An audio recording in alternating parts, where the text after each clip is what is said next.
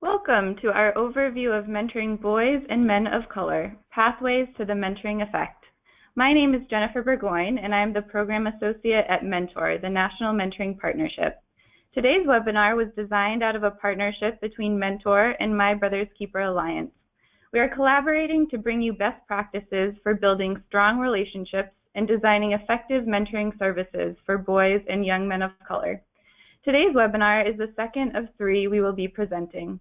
We're also collaborating on virtual trainings and a guidebook for mentoring boys and young men of color. We'll be sharing more information about upcoming programming at the end of this webinar. Let's get started.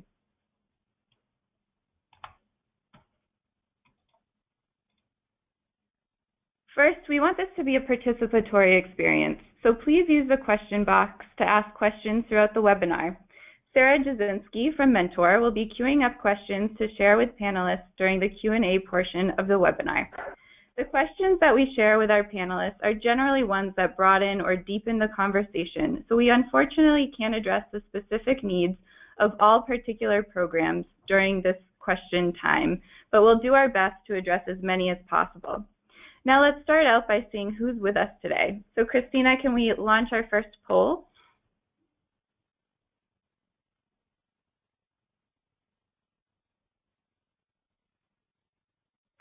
So there we go.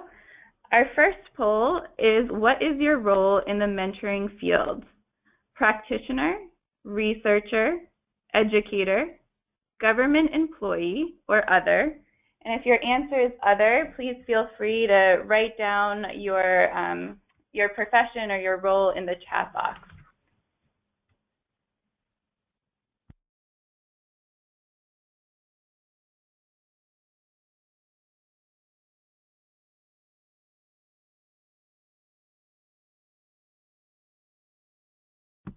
All right, so it looks like the majority of you are other, so please feel free to type in your role. About 30% are practitioners. We've also got a large number of government employees and educators on the line, and also a few researchers. So welcome everyone. We hope that this material will be applicable to everyone on the line. And now, Christina, could you launch our second poll?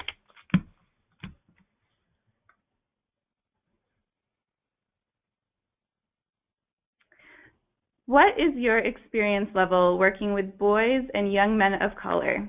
0 to 5 years of experience, 6 to 10 years, 11 to 15 years, or 16 plus years? It would be our experts.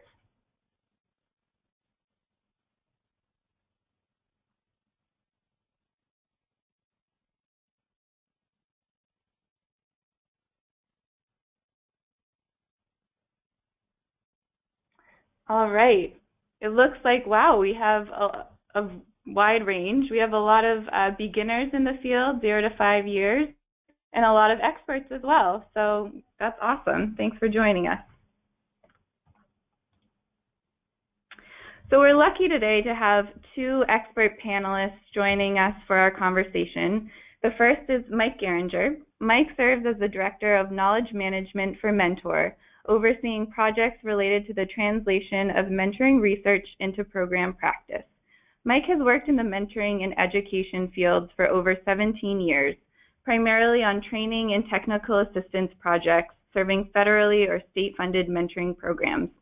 Mike has authored and edited many guidebooks and training tools to support youth mentoring in school and community settings. So welcome, Mike. Our next presenter is Steve Vassor. Steve is a proud father, husband, and mentor who enjoys travel, and as a former DJ, loves rap, his musical first love. For 25 years, he has worked with and on behalf of young people and their families. His calling and passion are improving life chances of young people, especially urban youth and young Black men.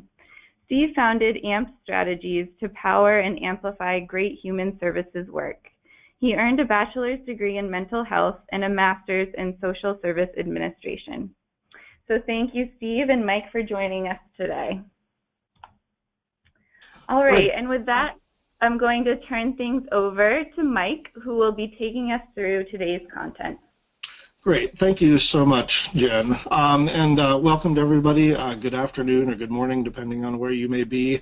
It's a real pleasure and honor to be able to speak with this group today and be supportive of the work that you're doing around the country to bring more caring adult relationships to boys and young men of color. So I think in service of that kind of broader goal today, we're going to focus on a couple of things, and we're going to start off with kind of some big picture things, and then maybe narrow down our focus to some specifics around mentoring boys and young men of color.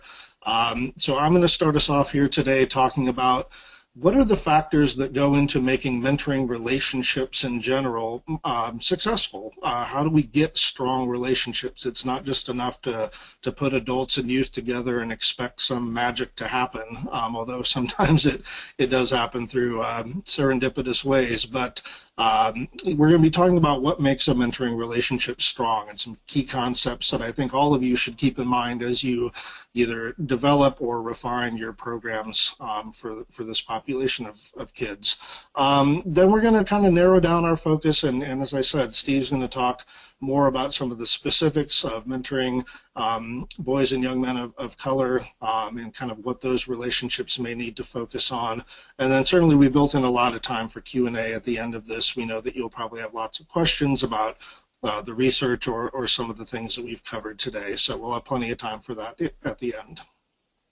Move on to the next slide, please, Jen. Thanks. So yeah, I'm going to start off today by talking about kind of the pathways to mentors' impact, what it is that mentors actually do to make a difference in the lives of kids. So I think kind of the first point I want to make is that, like, look, I don't need to convince anybody on this webinar that mentoring works, but I think what we often struggle with as a field is how mentoring works for particular children in particular circumstances, the right mentor at the right time for the right young person.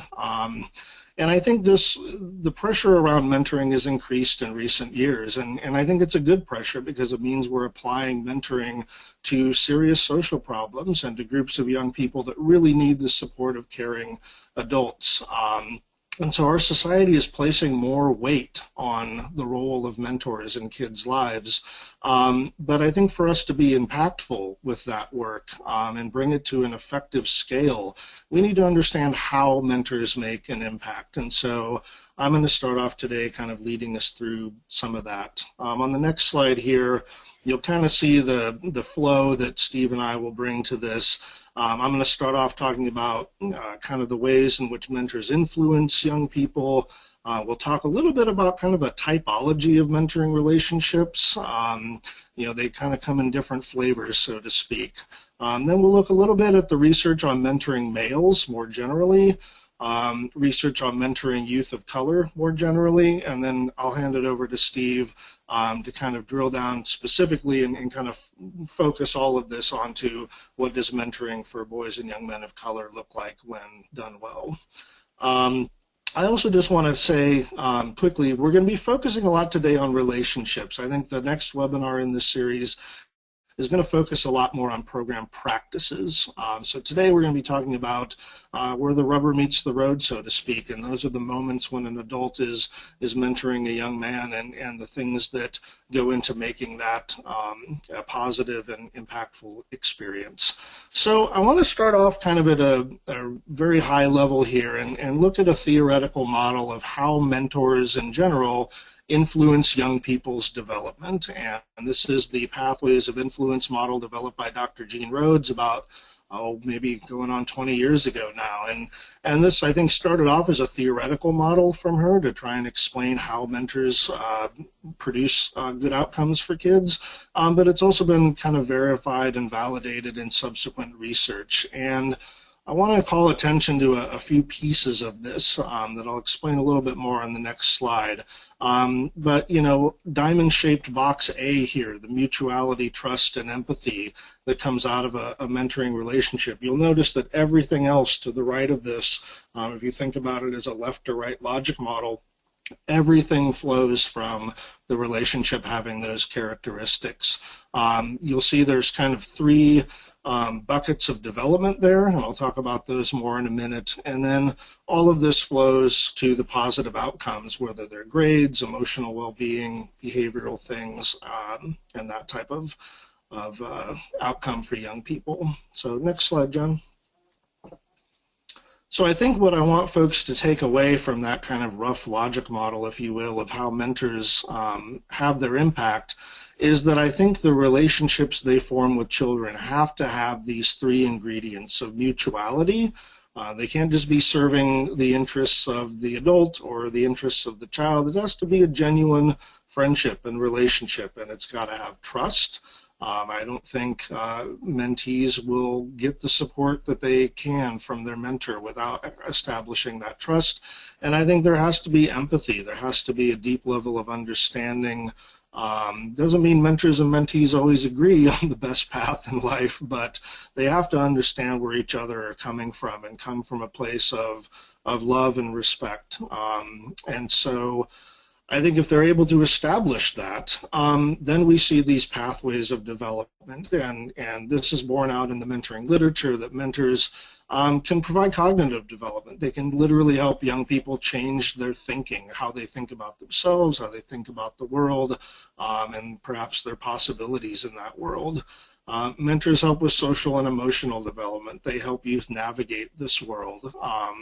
And that's both kind of regulation of the self, but also dealing with the stuff that the world throws at them, which in the case of boys and young men of color can be a lot. And identity development, and I think, you know, this probably speaks the most to the folks that we've got gathered on this call today, the role that mentors play in helping youth see their future selves, so to speak, and helping them find out who they are. I don't know if folks noticed on that graphic on the last slide, but there was a big mediator at the top of this, and that, you know, Jean's kind of found in her research, and others have found that outcomes for young people don't just come from the mentor, that the mentor relationship needs to change the way the young person relates to others in their life. And so improved relationships with parents and peers have proven to be kind of a powerful mediator of those eventual outcomes. If the young person's getting along great with their mentor, but not anyone else in their life, you're not going to see the types of growth and outcomes that I think we hope for in our programs. So I think another key thing from the relationship, from the research, I should say, on mentoring relationships is that we kind of see these broad typologies of mentoring relationships kind of emerge in the literature. And I think, you know, they fall into these three buckets, kind of developmental relationships. And these are what you might traditionally think of as the role of kind of a big brother. They're very grounded in positive youth development concepts, you know, the 5 C's, if you are familiar with those. I saw this other kind of framework the other day of belonging, mastery, independence, and generosity, and I liked those here, so I included them on the slide. I hadn't really heard positive youth development kind of described as coming in those buckets, and I particularly like the inclusion of generosity, teaching our young people to be generous with their time and their talents and resources. I think that's a trait that is needing a boost in today's society to some degree.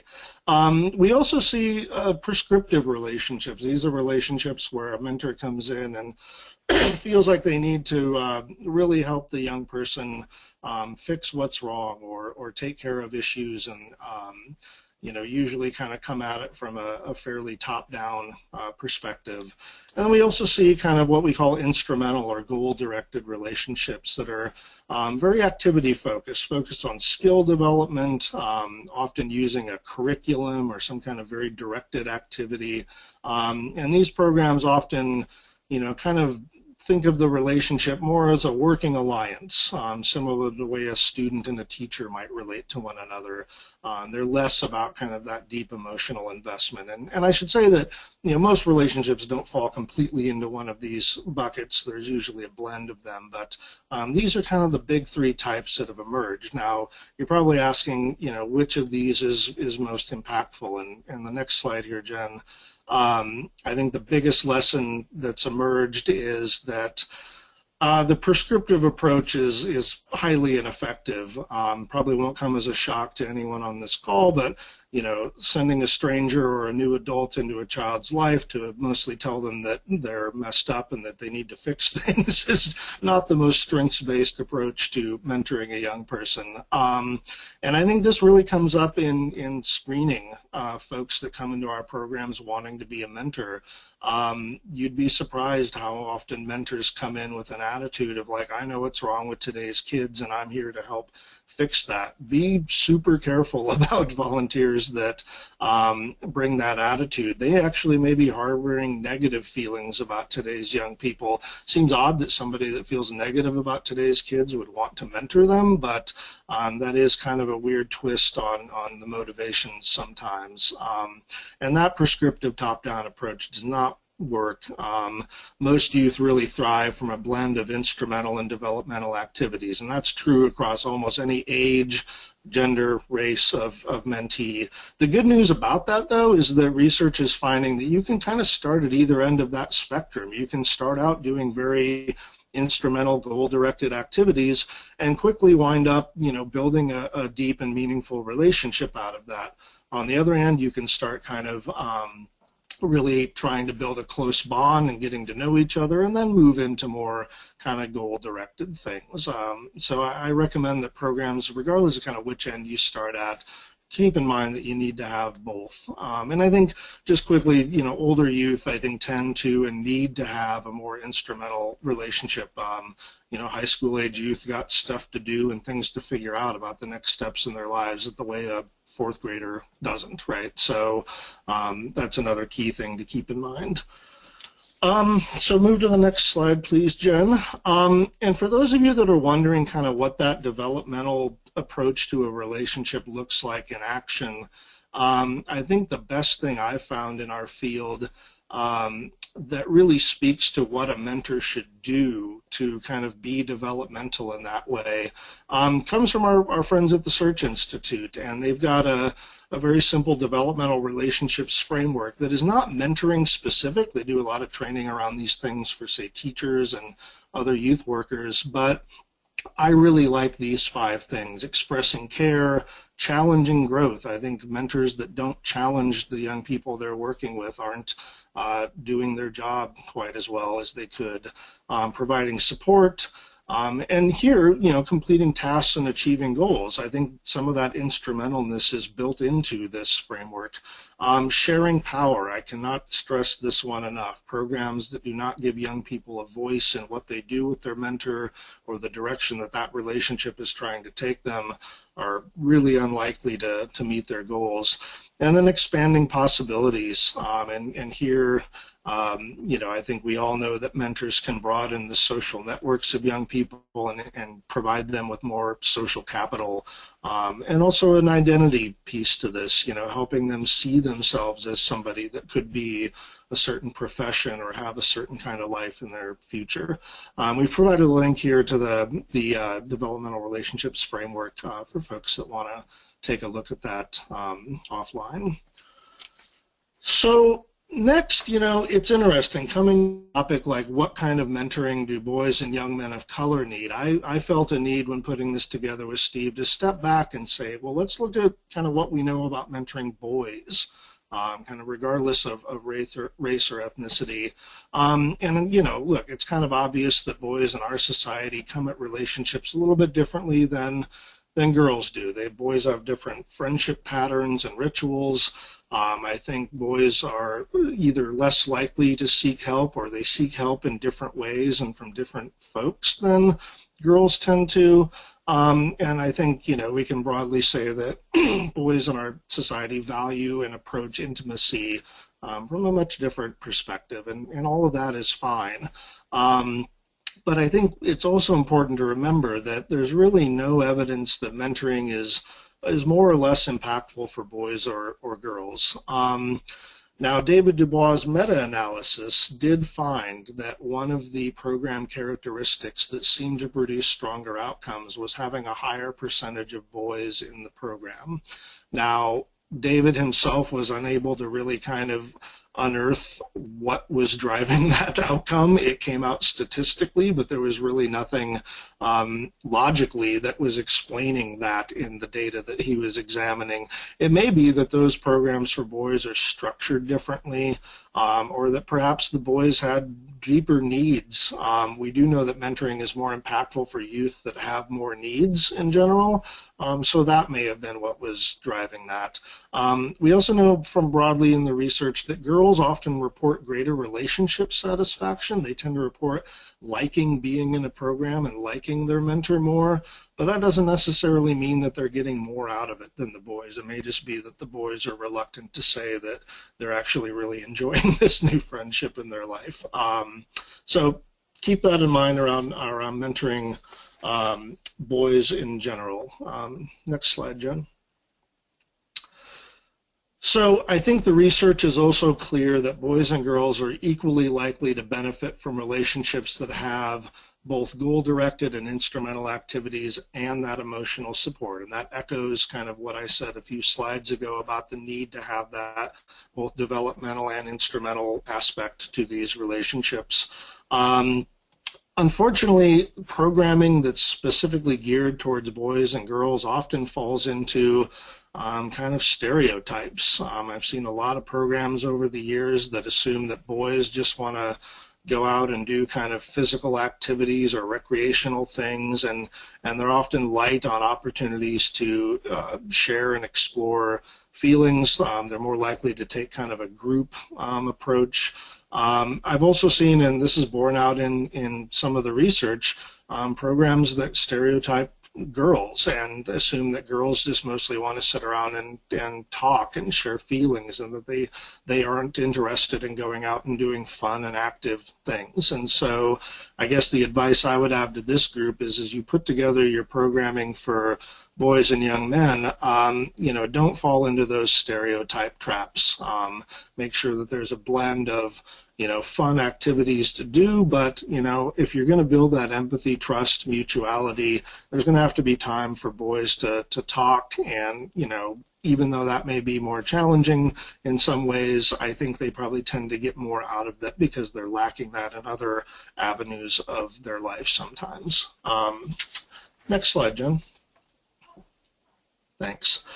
I also felt the need to step back and look at kind of concepts around mentoring and race, ethnicity, and culture. And I'll admit here that I'm going to borrow quite a bit of ideas over the next few slides from the chapter that Bernadette Sanchez provided for the second edition of the Handbook on Youth Mentoring.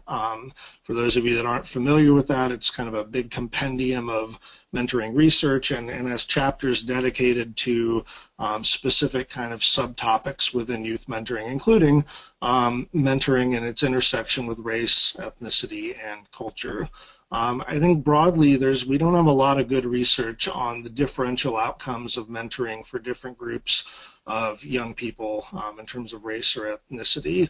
We can't definitively say that mentoring is more impactful for black boys or Hispanic girls, or we just really are lacking in that kind of broad understanding, and I think will probably never change given the diversity of programs in our field and thousands of programs targeting different types of groups. It makes it harder to say something global about that.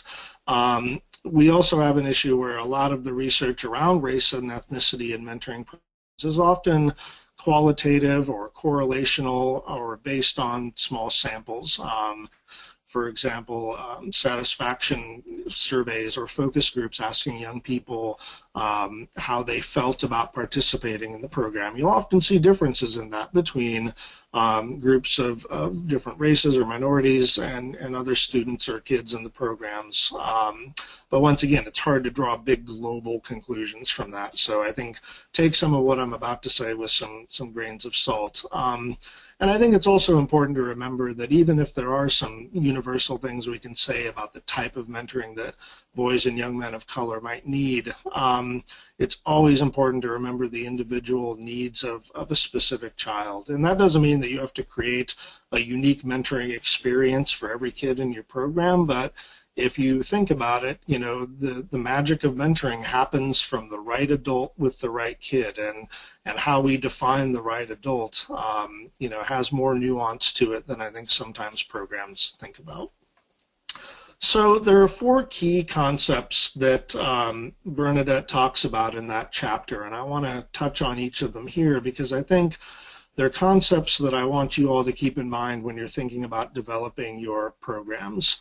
And the first one is something called similarity attraction theory. And in a nutshell, it's the theory that human beings tend to like people that are more like them than they like people that are radically different from them. I know, shocking. But this is something that comes up quite a bit in our mentoring work, where we're talking about matching particular adults with particular kids. And there's been a lot of conversation and sometimes even consternation in the mentoring field about should we be making same or cross-race matches. And, you know, we don't really have definitive research that same or cross-race matches are more impactful than the other. But I think we do know from mostly qualitative stuff that you do seem to prefer mentors that have shared backgrounds and or ethnicity. You know, that can make it easier to bond. It can make it easier to discuss identity things. It may make it easier for them to see their future self in this adult that's now in their life. But as I said, we don't really have strong evidence that those mentors are inherently more effective. But I think we can also say that, look, client preference matters. And so if parents or young people in your programs are saying that they want a mentor who's an adult of color or their same race or their same ethnicity, I think that's fine. Client preference is in and of itself a form of evidence-based practice, and those youth voices and parent voice matters in this. So no hard and fast rule around making cross-race matches, but pay attention to this and try and recruit mentors that really do match the youth that they will be serving, and not just their color of their skin, but their backgrounds, their life experiences. The second key concept I want to talk about is one of oppression and cultural mistrust. And this is something that we see both in mentors and youth, but there's been some interesting research looking at how mentees view their experiences in our society, and particularly as it has to do with their race or ethnicity, and how that colors their perception of this person that gets plopped in front of them and, hey, I'm your mentor. There's a concept called cultural mistrust that has been found to negatively predict the length of matches and kids' relationship satisfaction. And so programs may want to consider talking to their young people about this. You know, there's an actual assessment you can use. I'm not going to recommend that every program does that, but Dr. Sanchez does have a scale that measures this in young people if you want to see how they're feeling about their relationship to their larger society here. And, you know, this is something where, you know, having a mentor that's the same race or ethnicity or same background can help alleviate this. But I think there's also other research showing that having a cross-race match may offer a fresh perspective for participants. That may be something that kind of starts to rebuild this cultural trust.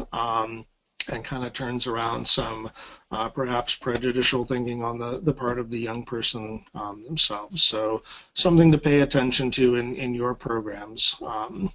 The third kind of big concept, and it's one that we've already touched on a little bit, is just that racial and ethnic identity. Mentors for these young people have a tremendous opportunity to help them reframe how they're thinking about who they will be in the future. And I think sometimes what we've found in mentoring research is that young people that come to mentoring programs can really be harboring some negative racial and ethnic thoughts about themselves and their own race. And, you know, that can make it hard to break through with their mentor. We've had instances in the qualitative research of mentees requesting a white mentor because they feel like they need to assimilate more into what they see as kind of the broader culture. And, you know, so almost regardless of who the young person gets matched with, I think it's important to kind of assess how they're feeling about themselves. And I think the work of a mentor can really be more focused if the program and ultimately the mentor understands, how is this young person thinking about their own racial and ethnic identity? Some youth may not need much help in that area. Others may need a lot, and a lot of work around packing that. I think Steve's going to talk a lot more about that later. We do know that if we can boost the feelings of pride and racial and ethnic identity in young people, it leads to a whole host of academic and non-academic outcomes that are good. And we have evidence that mentoring programs can move the needle on this for young people and improve their feelings of racial identity. But, once again, I'll just reiterate that just because your program may be serving only boys and young men of color, they will be all over the map in terms of how they feel about this, and frankly, they may have other needs that take precedence over this aspect of their personal development. Bernadette's chapter in the handbook actually starts with a story from one of her research projects about a young Hispanic boy who the program went out of their way to find a Hispanic mentor for them. I was a part of the country where I think there weren't a lot of adults from that group to pick from, and the child wound up saying, it was a good relationship. I liked that he was also Hispanic, but I was disappointed because I want to be a businessman when I grow up, and I wanted somebody to teach me how to be an entrepreneur more than I wanted to teach somebody to help me feel good about being a Hispanic man when I grow up. And so just keep in mind that, once again, mentoring is all about meeting young people where they are at and what they need help with. The last key concept here, and it's one that gets talked about a lot in this work, is that of cultural competence, or perhaps the notion more of cultural humility.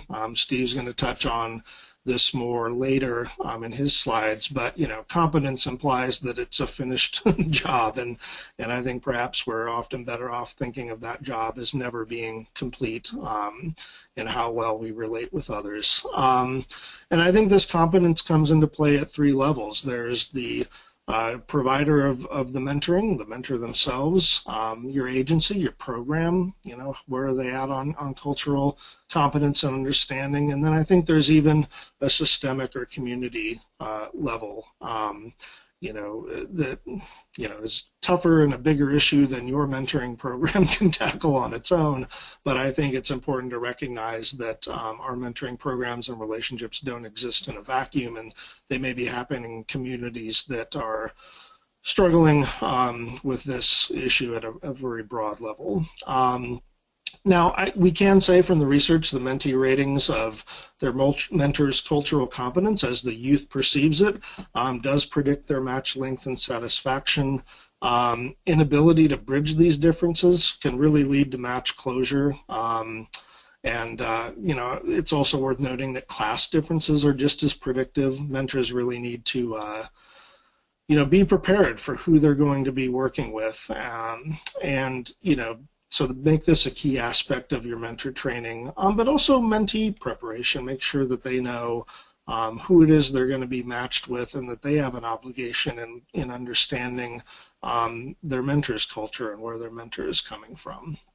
And then I think finally I want to just wrap up with a few kind of big picture thoughts and tips for making mentoring relationships more impactful in general. I think these things will help you get bigger outcomes out of your program. The first caution is that I think we can broadly say from outcome studies of mentoring that it's mostly effective for youth that have elevated risk factors. As I mentioned before, it seems to be most impactful for young people who need it the most, which is good news. But that really only bears out for individual risk factors. I'm struggling at school, I have a drug or alcohol problem, I have trouble controlling my anger, whatever that individual risk may be. Mentoring has proven to be much tougher to produce outcomes for youth that have heavy environmental risk factors. I'm homeless, I'm in deep poverty, I live in a violent neighborhood. But that's where our society is wanting to apply mentoring the most right now, and so I'm proud of our field for responding to that need and helping youth that have got kind of what we might call more environmental risk factors. It doesn't mean that it won't work, it just means it's a tougher road to go. I also encourage all of you to think about how you can use the mentor that your program is going to provide as a gateway to helping young people find more mentors. We know that from our own mentoring effect report that we did at Mentor, that the nation's young people, about half of them expressed a need for having more mentoring in their lives at critical times, and that held true across the youth that said they had plenty of mentors in their lives. They still want more. So don't put the onus of producing good outcomes for kids on the back of one individual mentor. It really is going to take a group effort to get young people the care and support they need. And then, also who we bring into our programs in terms of the young people. Not every young person is ready to benefit from what a mentor has to offer. They may need help wrestling with other things going on in their life before they're in a position to enter into that mutual, empathetic, and trusting relationship. And so while it's admirable to try and serve everybody with your program, recognize when young people may need to do some other work before they're ready for a mentoring experience. So I'll stop there and hand it back to you, Jen. I know Steve's got a lot of content to cover too, but if folks have questions, we'll have plenty of time for that here at the end. Great, thank you so much, Mike. It's always interesting to hear what the research says and how we can implement that into our work. So if you do have any questions for Mike, please type those into the question box and we will respond to them at the end of the presentation. Before I turn things over to Steve to lead the second half of the presentation, we wanted to do another poll to get to know you and your organization better. So Christina, if you could launch that third poll. So what percentage of boys that your organization serves are boys or men of color? 0 to 25%, 26 to 50%, 51 to 75%, or 76 to 100%, or not applicable.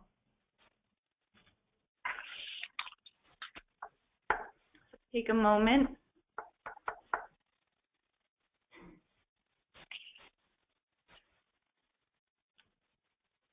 All right, so it looks like the majority are in 51 to 76 to 100%, wow. And then from there we have 51 to 75%. So that's a pretty good range. So Steve, now I'm going to turn things over to you to lead the second half of the presentation.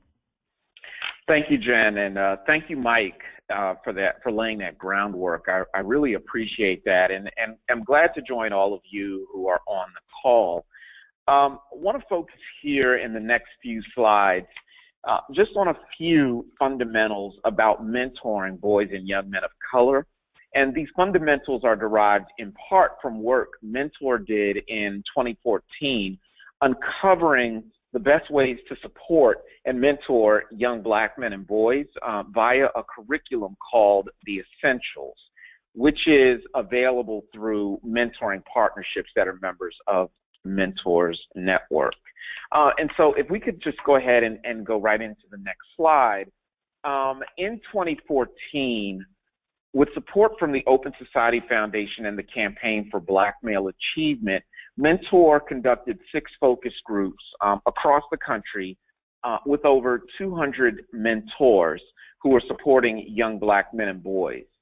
That work yielded over 1,700 unduplicated responses, which were sorted into 70 categories, and we had to select the top 3.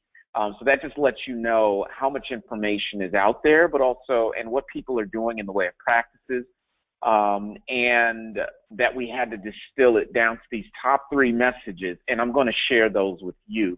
The first is that mentors must go beyond cultural competence and help mentees become critically conscious. And in case you don't understand what that term means, critical consciousness is a concept advanced by Paulo Freire, who defined it as the ability to perceive social, political, and economic oppression and to take action against the oppressive elements of society. So it's not just important that mentors are culturally humble, and we'll talk about that in a moment.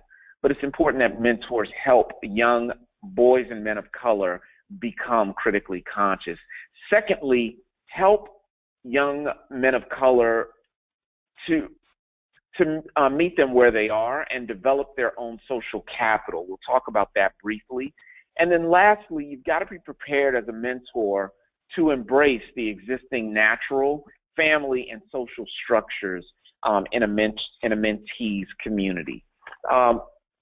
So what about, in this next slide, what about this first piece that we want to talk about, that mentors must know themselves, that if you're mentoring a boy or a young man of color or doing group mentoring, you, the mentor, must know thyself. So these three questions then come into play. What is your lens? What implicit biases do you, as the mentor, bring to the relationship? And in what situations do you find yourself either privileged or oppressed? And why these questions become important is, as we were building out the curriculum and the training, according to Dr. Noel Hurd and Dr. Bernadette Sanchez, it's important that mentors and people who lead programs or who support boys and young men of color are aware of their lens and their biases, and that they work to ensure that they are not perpetuating oppression upon the young men in this caring relationship. So that means you've got to be aware of where you're privileged and where you are oppressed. Know your lens and know your biases, especially in America where race matters. It's important that we who care and are working with and on behalf of boys and young men of color know how we view boys and young men of color, which impacts the supports that we provide them. And this ties us directly into the idea that Mike shared earlier through Dr. Rhodes' research of trust, empathy, and mutuality. Next slide, please. All right, so I'm going to interject here with our final poll. So Christina, if you could cue that up for us. So hopefully people got a brief chance to look at the image. Which one of those images does not depict a ghetto? The image on the left, which was a little more gray, or the photo on the right, which had a waterway? Give you a moment to respond.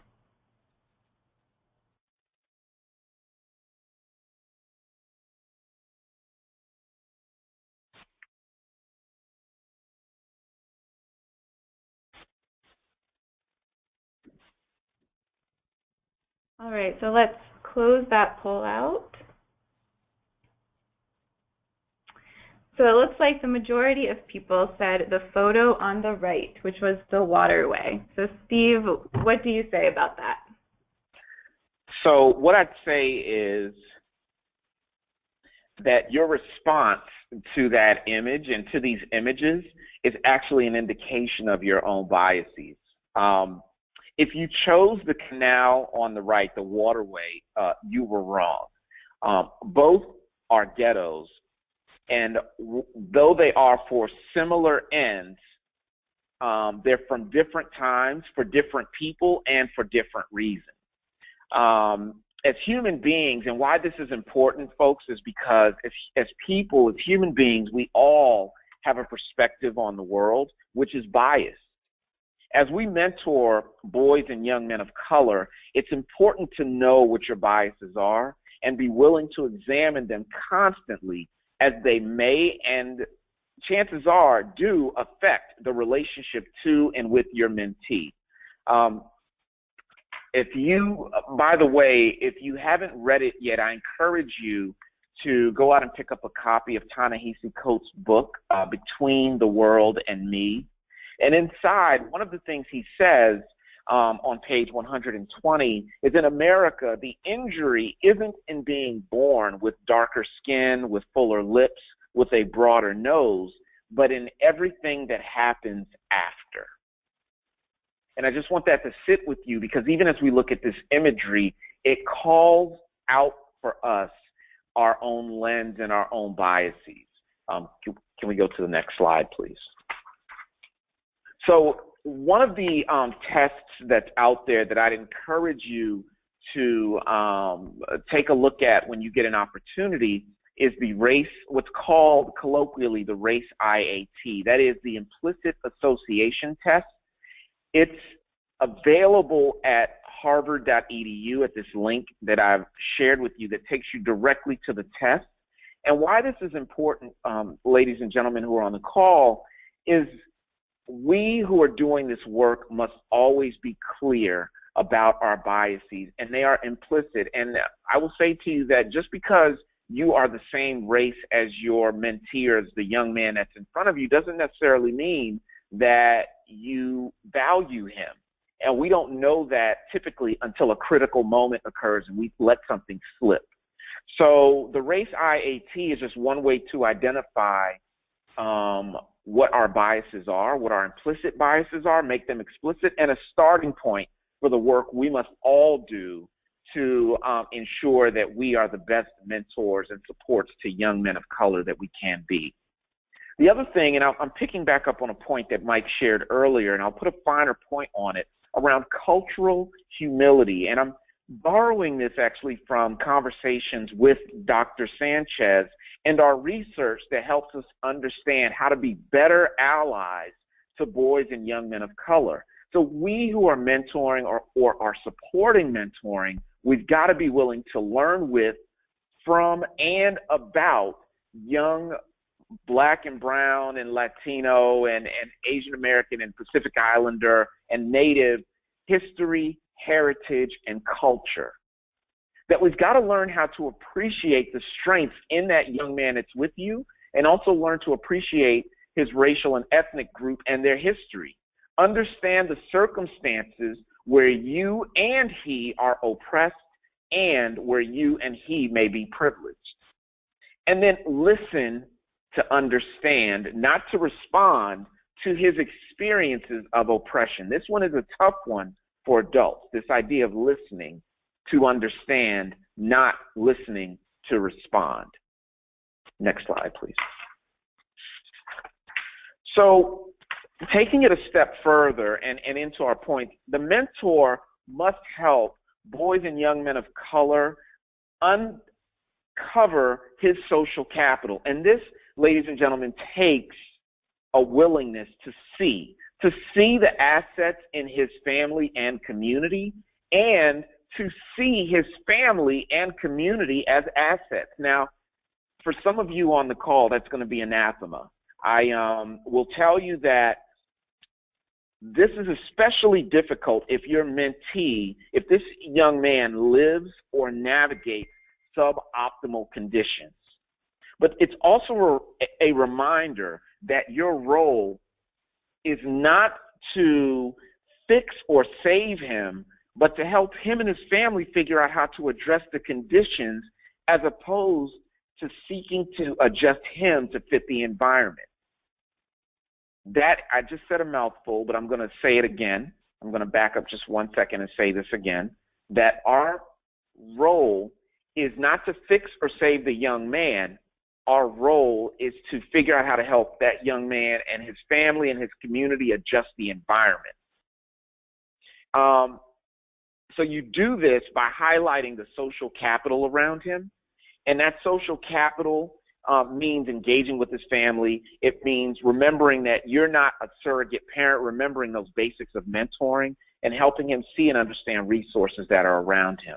Our role as mentors is to help your mentee become an empowered young man of color. And that young man, when he's empowered, he understands racism and its impact on his life without responding to the events and circumstances as a victim. He engages people and institutions with an expectation of being treated well. We want him to move through the world with an expectation that he'll be treated well, not responding to racism and its impact as a victim. Very important point for a mentor if you are supporting young men of color. Next slide, please. And so with that, I just want to say to you all that to get him there, you've got to help him find his voice, make sure that you're aware of and join him at events and activities that connect him to his history and his heritage. Connect him to elders and institutions in his community that help him build up his sense of cultural and ethnic pride, and join him in efforts to find his voice, so that as he decides to become, maybe he decides he wants to become more engaged in civic affairs, everything from protesting, volunteering, letter writing, perhaps even running for office. How are you as a mentor going to help support him? And you can do this and help him become empowered. So with that, I just want to reiterate to you that, and we couldn't boil the ocean, there's so much to be said, but just want to appreciate your attention and say to you that it's important you know your lens, and it's important that you help him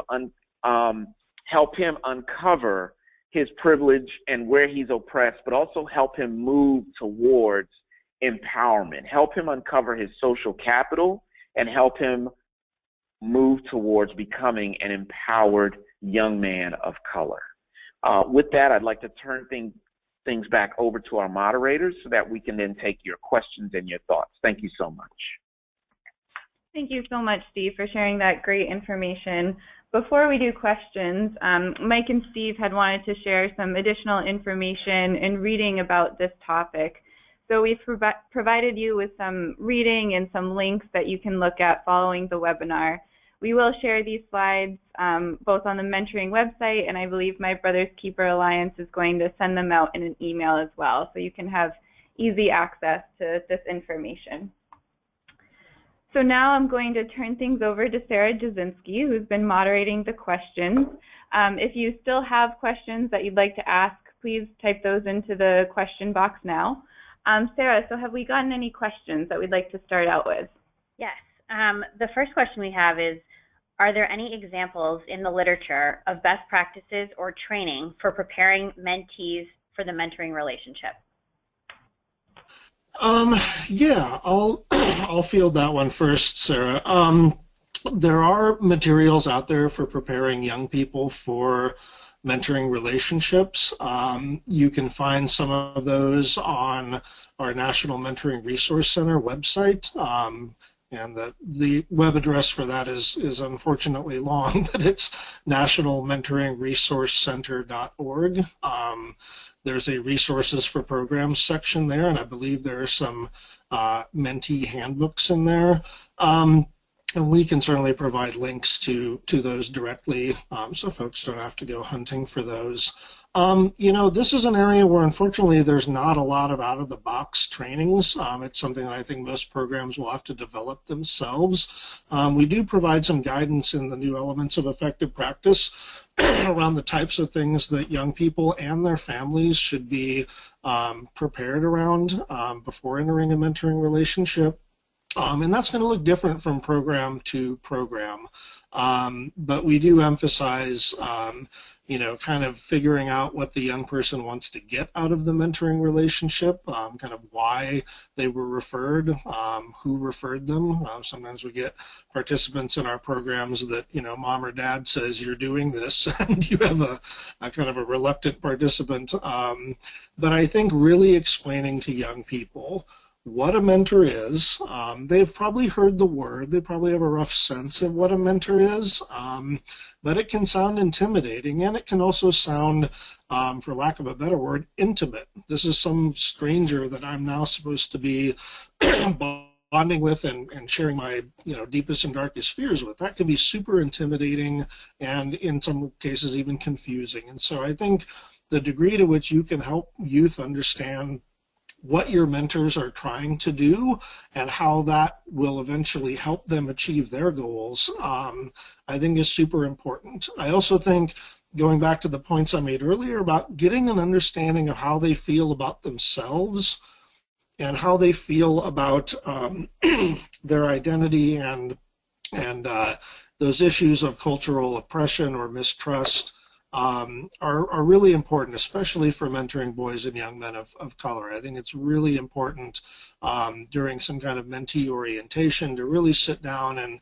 and get the perspectives of those young men about how they feel about themselves and their society, and how they think a mentor may be able to help them with those things. So we can point folks to some resources that I think will be helpful, but you know, there unfortunately aren't, like, you know, 2 things that I can just send you and then that problem's solved. It's something I think you're going to have to make organically for your programs a little bit. Great, thank you, Mike. Our next question is it better for mentors and mentees to be of the same gender?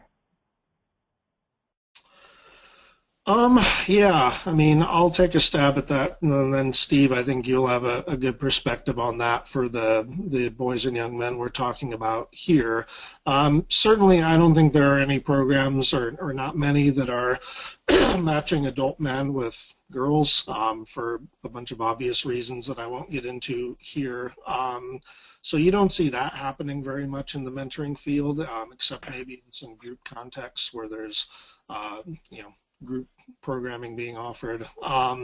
But in terms of, I've had a lot of people ask me over the years, you know, can a young man of color benefit from having a female mentor? And certainly we see in some of the big research studies that a lot of boys and young men of color are getting their mentoring from a female, and that just is reflective of the demographics of who shows up to mentor in our programs. And there's been a lot written and said over the years about trying to get men of color more engaged in mentoring, and that's a larger topic that I think I have time to unpack right now.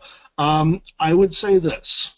I would think the degree to which your program is premised on the notion that mentors will be helping these kids learn how to be a strong man in our society and wrestle with some of the things that Steve was talking about around becoming empowered. I think it may be important to have a man filling that role, but I would also say that having some mentoring is better than having no mentoring. And certainly when I think of my own life, one of my biggest mentors was an aunt of mine who was a vice president at Oscar Mayer, who taught me how to be a professional and taught me how to carry myself in the world, and how to, you know, any number of life lessons about the value of education and so on and so forth. So it's kind of up to each program to figure out, you know, who is the appropriate mentor for the kids they're serving. I've also seen programs that insist on having, you know, a male fill that role, wind up with a lot of kids just sitting on a wait list because they don't have a lot of men walking through the door. So I would say, you know, think about what the ideal mentor for your kids looks like. But if those folks are slow to come and step up and do the work, then I think having any good mentor is, you know, it's the quality of the mentor, not the gender of the mentor, in my opinion. Yeah, and I would just say ditto to what Mike just shared, and just add that it's also important for the program to understand what the young man needs. What are his needs in that relationship? And this also, I would venture to say that the other piece that we did not talk about this is the minority within the minority, which is our young men of color who also may be a sexual minority. And so this idea of gender then also takes on a different tack. So I just think that, you know, we have to be clear and understand what our young men actually need who are in our program, and ensure that they are surrounded by mentors, plural, that can help them get there.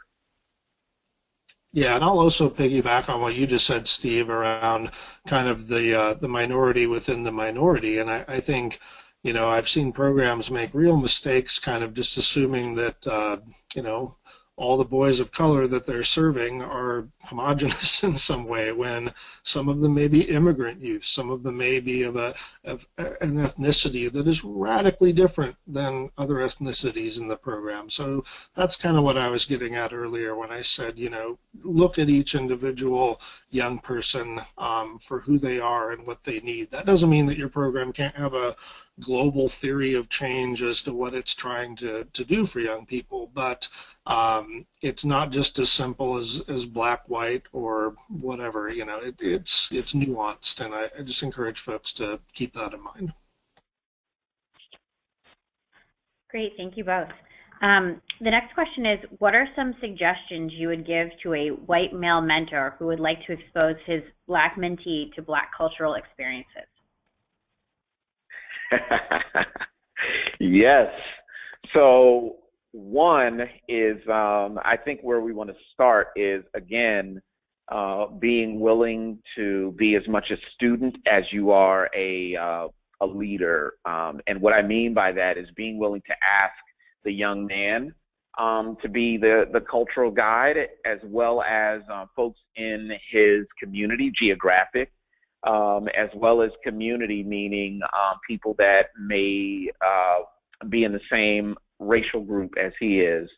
The other thing I think is, and I appreciate the willingness, but I think what I'd say is just being willing to ask more questions, and also being willing to be a little uncomfortable. I will say that I had an interesting dialogue with a white man who is mentoring young black men, and we spent a little bit of time unpacking the black barbershop experience because he had never experienced it, and he had some feelings about it. We'll just say that for the sake of all who are on the call. So just being willing and understanding that there are some things that may feel a little uncomfortable, I think are great starts, if you will. Great, thank you, Steve. Our next question is, how do you bridge the gap between images, expectations, and realities of young men of color when they are dealing with individuals that see their color as negative?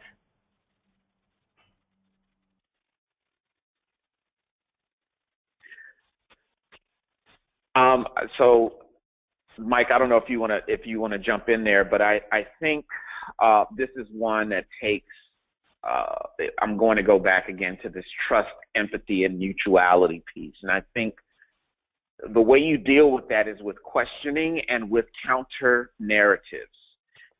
So questioning meaning you, the mentor, learning, being willing to learn more about what he's seeing and hearing, being willing to learn more about how he's absorbing that, and then being willing to explore with him places where the counter narrative exists, people and places where the counter narrative exists. And it may even call for the mentor being willing to seek some help, get help where you may have a lack of knowledge. What I mean by that is you may need to call in some people that actually could help with the counter narrative piece. And when I say counter narrative, I mean, that story. So there's this one image of boys and young men of color that is in mass media, that is all over Twitter, all over Snapchat, and they're presented in sort of this one way. But in fact, the experience of boys and young men of color, the experience of men of color in America is far more nuanced, different than what you see in everyday media. And so let's go find those examples. Let's seek those out, and let's talk about that. Yes, Neil deGrasse Tyson actually exists. He's a premier black man who is he's an astrophysicist on all kinds of television. And by the way, he's hilarious. So you can be smart and funny. You can be, there are a number of ways to be who you are, and there are a number of people who are in that space. Let's go find them, and I can show you, and then you can begin to intersect with them as well and see that there's more to being you than what's perpetuated in media and in print in some places. Yeah, and I would just add that, I think mentors will encounter instances where the young man that they're mentoring is dealing with kind of just running headlong into some of this stuff that this country throws at them. And I think the key for mentors is to really emphasize that identity development piece and not let the young person kind of internalize those messages to the degree that they can. And I think knowing yourself and helping that young person, look inward. Sometimes there's no point in looking outward, right? It's about knowing who you are on the inside. I think in terms of that counter narrative, there's also a resource that I'll recommend that Steve, you shared this with me last year, and I believe the title was Being Black is Not a Risk Factor. Correct me if I'm wrong about that, Steve, but it was a collection of essays kind of looking more deeply at the statistics around things like educational outcomes, juvenile justice involvement, family structure, and really tried to prevent a fairly statistics-based argument that a lot of these negative images and perceptions, and you hear these statistics thrown around and they sound dire, but in a lot of cases those statistics are, I'll just say, selectively presented for a variety of reasons. And then if you really look at the reality about what's happening with black families in America, it looks pretty different. There is a counter narrative there that I think sometimes gets forgot even by people that are living that every day. And so that's a resource that I think we can also send out here when we're done. And it has content that I think would be well served to integrate into mentor training and other program resources. So that's another one that we can share. Yeah, it's from the National Black Child Development Institute, National Black Child Development Institute. Their website is N as in Nancy, as in national, B as in black, C as in child, D as in development, I as in institute, nbcdi.org. And it was a report, a compendium from one of their annual convenings. But they're one of many people and groups, and that's specific to African Americans. But even if you look at music, if you look at popular culture, again, there's this question, and as a lover of rap music, there's this question about how black people are presented, the black man and black masculinity is presented on BET or on VH1. And what I'd say to you is that for as many records that make it onto those channels, you have a vast constellation of songs that are out there that are actually not just about some of the more salacious things that titillate people, but things that actually encourage consciousness. And they cross cultures. I mean, I think about a group that I was introduced to just recently called Los Racas, and they have some dope music, but it's also uplifting music for Latino young men. So as a mentor, being willing to find those counter narratives and explore those with your mentee is key. You may not like hip hop, you may not like reading comic books, but there are examples, if you're willing to find them, there are examples all around that help shape reshape the narrative and help move your mentee along. Great, thank you. I think we have time for one more question, Sarah. Okay. Our last question is, how long should initial training around these topics be for mentors, and what does ongoing training look like?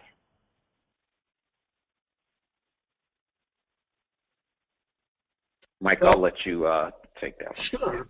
Yeah, I think in the new elements of effective practice that we just came out with in the fall, we recommend a minimum of 2 hours of pre-match training, but, frankly, I would push for more than that, particularly if you're going to be having mentors having these conversations about, race and society and and kind of this large can of controversial topics that may get opened in the relationship, they're going to need practice with that. Even, you know, mentors that you think have a race and ethnicity that, oh, it'll be easy for them to talk about this. Steve, I know that when you went out and did your listening sessions, you know, you found that it was some of the older guys from the neighborhood that had the most trouble kind of exploring their biases and their feelings about race and racial identity, right? And so make no assumptions about how ready your mentors are to have these conversations with young people and the message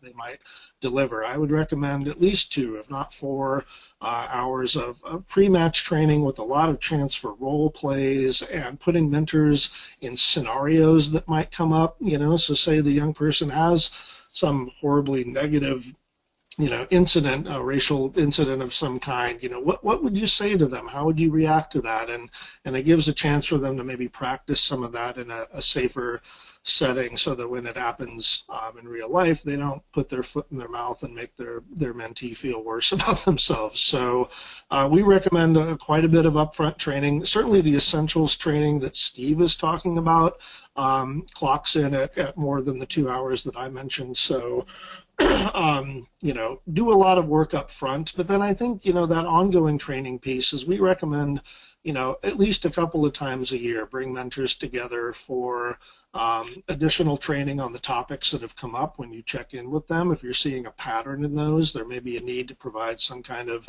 you know, targeted, hey, this has come up for a bunch of our matches, let's get together and talk about it. But a lot of times that support to the mentor is one-on-one and individual, and helping them wrestle with a particular issue that's come up with the youth they're serving. And so we'll talk more about that kind of practice stuff on our next webinar here, but certainly don't skimp on the pre or post-match training that mentors get. Great, thank you. All right, well, thank you to our panelists for a wonderful overview and discussion. Thank you to Sarah for participating in her first webinar today. And thank you, audience, for also joining us. To find archives of previous webinars or to find our first posted virtual training, please go to Mentor's website, www.mentoring.org. Our next webinar will provide an overview of the elements of effective practice for mentoring boys and men of color. More information to come. Thank you, everyone, and have a great day. Thanks. Bye, everyone. Thank you, everyone. Take care.